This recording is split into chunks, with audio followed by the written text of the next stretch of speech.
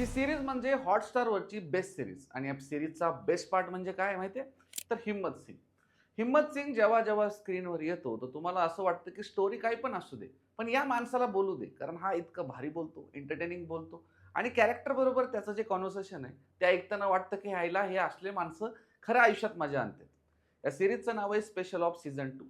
Special ऑफचा पहिला season चांगलाच होता, नंतर एक मध्ये 1.2 नावाचा त्यांचा पार्ट आला, तो काही खास नव्हता. या सीझनमध्ये पण बरेच प्रॉब्लेम आहेत, पण शेवटपर्यंत तुम्हाला खिळवून ठेवेल. या सीरीजचं विशेषतः मी आधीच सांगितल्याप्रमाणे हिम्मत सिंग आणि एंगेजिंग स्टोरी आहे.